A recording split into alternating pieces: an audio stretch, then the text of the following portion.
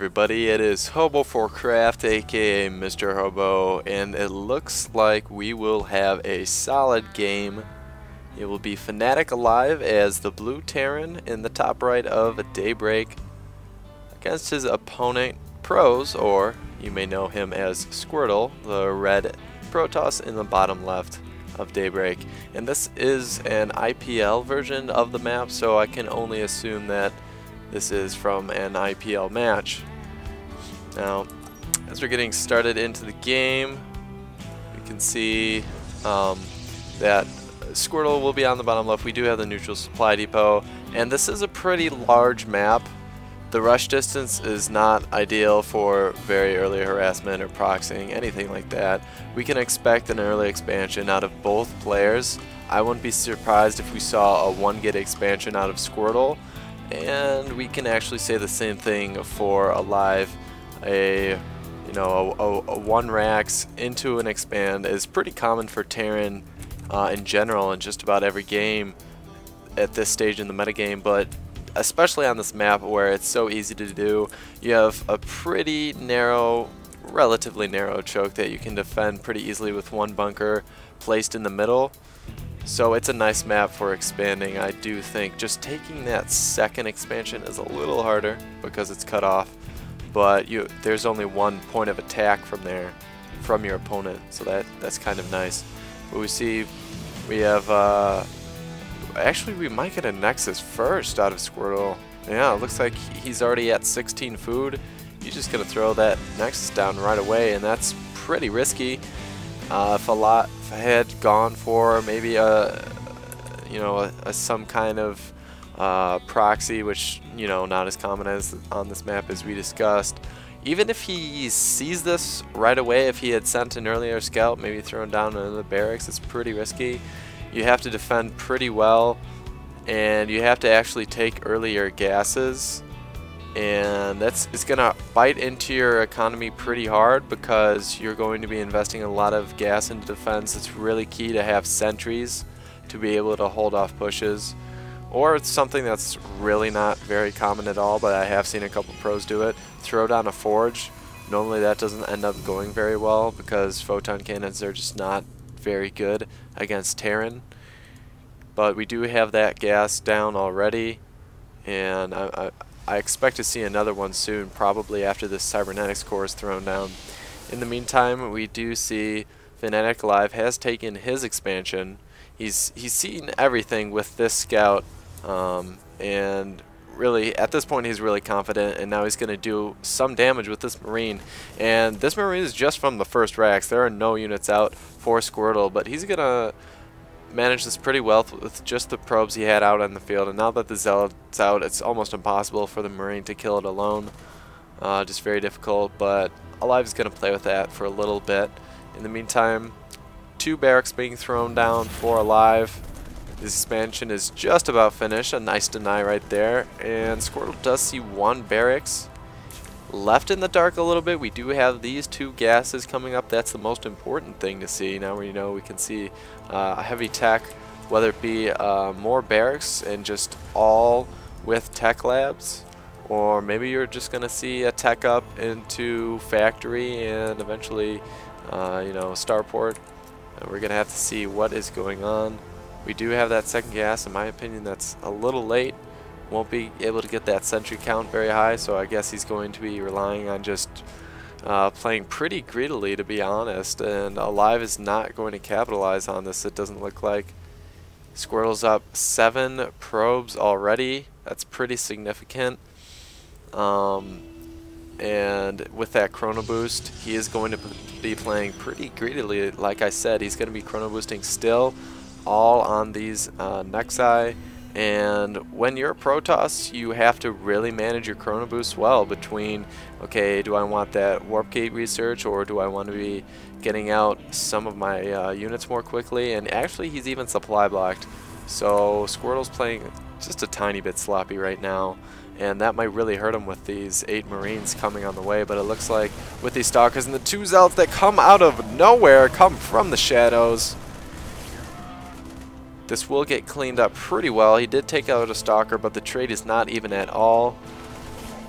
This is 400 minerals for that 100 minerals and a very small amount of gas for Squirtle. Not worth it in my opinion, and Squirtle's really going to be ahead with that earlier base, and Alive's either going to have a nice push here or just maybe increase his tech with upgrades, maybe get a little bit of a successful harass, pick around a little bit, or maybe get an earlier expansion and try to catch up a little bit somehow, because there's no doubt he is a little bit behind, especially with that inefficient trade he just had there.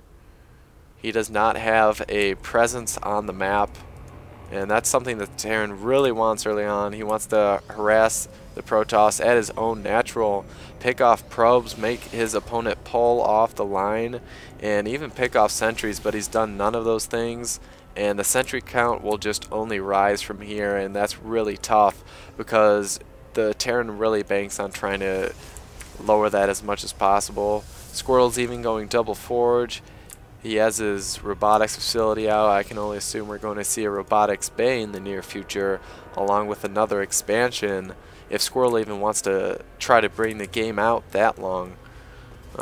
He could probably end it on 2 base if he played it perfectly, but that's a lot riskier to do, especially if Alive wants to maybe go for an expansion himself. And you can see he's really feeling that he's not very confident right now. He has 3 bunkers up. Normally you see 1 or 2. So he has this scout flying around, gonna see what he can see. We do have a Twilight Council for more upgrades. Maybe he's gonna get charge and or blink as well. And we do have a big drop coming in here, and this could be just what Alive needs. Will Squirtle react in time? That's a real question. We get a nice spread here, and one or two force fields won't do too much, and it looks like he's picked off a good amount of probes, and he's going for some sentries, trying to focus fire down whatever he can. He got a couple more, and he's losing a lot of Marines, though. He lost all of the Marines there. I don't know if it was quite worth it. He did pick off a good amount of probes, I think around 5 there. Let's go to the units lost tab. Oh, you can't really tell from there. There's no point in that. But yeah, I would say it's a pretty good drop. I mean, he really has to keep Squirtle at least on the defensive for a little bit so he can try to expand himself. If he just dropped just to drop and he's not taking an expansion, that's a big mistake in my opinion. Oh yeah, it looks like he is making an expansion, because if you waste all of that just to try to hurt the economy of your opponent but yours stays constant, well, it's not going to really get the whole benefit that you could have gotten out of it. And we have a robotics bay now, going for that 2-2 upgrade now. Getting rid of some of those pylons. We're still on no upgrades for Alive. Not the best idea when you're playing a Squirtle, that's for sure. His infrastructure is starting to kick in, and he's making these new buildings in anticipation of this next expansion, which is a smart thing. Alive's actually going to want to keep this factory alive, I guess. I don't know why he would lift off. Maybe so he can make starports in the future. And we do have a drop ready squad waiting in Squirtle's corner. It's a very smart thing to do. Terrans sometimes will take advantage of that and split up your army and make a huge push at one point, while the Protoss maybe anticipates a drop in his base when that's really not coming at all. But now we have Colossi coming out, and once these upgrades finish, I expect we might have, we're not going to have a timing attack because he took a third. So I think he's going to want to get this saturated and probably max from here and then push out. But it doesn't make sense to get your upgrades and then make an expansion and then push out. That's not the best way to do it, because you're wasting a lot of resources and time that you could just invest into warp gates and a big push. So my guess is he's going to try to wait closer to max to push out. Alive actually is pushing out right now. I think he wants to try to keep Squirtle on his toes. That's a smart idea because Squirtle really has had the advantage, and if Alive lets him sit, he'll simply be able to amass the army that he wants, while Alive will have to deal with that eventually. And we getting that extended thermal lance, pushing out before you have that upgrade is just really not a good idea at all, especially now that Alive will be pumping out Vikings. I wonder if he has any as of yet. What if he knows? He doesn't even know for sure that his opponent has Colossi. You can probably assume. And we have 4 Marines. I think these are just rallied, misrallied. He definitely has to know there are Colossi now. And he will respond appropriately. Oh, I like this. 2 missile turrets at the front. Make that 3. This will attack Colossi because they are air and land units because of their height. Very smart idea. Just dropping around, trying to keep his opponent on his back foot. Very smart idea. He doesn't even have to land this for it to be effective. Oh, and he is going to lose 1 full medevac. And we still have the squad at the bottom, mind you, and this is a good amount of units. So just the threat of a drop alone is a very powerful thing. Alive's had this base saturated for quite some time actually. 500 minerals already gone, while only about 200 from this mineral field from Squirtle. So a couple minutes ahead, and that actually has kind of swung Alive into a stable condition, and he'll be able to max more quickly than Squirtle actually. That's really interesting. I think Squirtle might have waited a little too long. This 3-3 is really going to be super effective though. It's going to be quite devastating. I think we're going to see a 3-3 timing here. Just going to wait for that upgrade, and then he's going to push it, which will be nicely just about when he's 200. So that's a very good game sense right there. Photon cannon or 2 being placed down for drops. Smart idea. And yeah, we're going to see Squirtle's going to be hitting with that magic number of 4 Colossi. Is zapped through a Terran army with ease, but not if these 11 Colossi can have anything to say about that. That'll take about 1 1/5 volley to kill 3-3 Colossus. And we might have this going up. Oh, a lot of hallucinations coming out. That's very smart. Now as Colossi are going to have to choose. Looks like we're going to have a huge stim and engage. All these sentries are dying right away. No force field. Not a very good position. We are on top for FnaticaLive, and all of these Colossi have gone down immediately. Very good focus fire. These Blink Stalkers are being decimated by this amount of Marauders. We might have a land going on here. All the Vikings are being dispersed throughout the Stalkers, and it is very close. I think the upgrades are really coming into hand, but it is just simply not enough for Squirtle, surprisingly. And I think FnaticaLive came out ahead from that battle. He is up 20 food. He had the uphill advantage. He didn't have the upgrade advantage. I'm surprised he did as well as he did. He's still on 2-2, but we have a lot of Stalkers here, but I don't know if that's the best choice with the amount of Marauders we have on the field. And he's just going to be blinking and microing. He might just want to end it right now. I don't think he's waiting for any Colossi or anything, and the Stalker number actually has just skyrocketed. The amount of warp gates in a Squirtle's base is ridiculous. And he smells blood, and the SCVs are being pulled off the line. That's when you know it's rough. There's a lot of income being destroyed for Alive right now, and a lot of his food was in SCVs. And now we see offensive blinks from Squirtle, blinking right on top of those Marauders. He's getting pretty in Alive's face. And he wants to be careful, but all of these Stalker numbers are just melting away. It's much easier for Squirtle to replenish those numbers immediately on the front line, though. Whereas Alive has to wait for bursts. It's a little more fluid for Squirtle. We're going to get a blink away. These Zealots will feel the tail end of that Marauder Rage.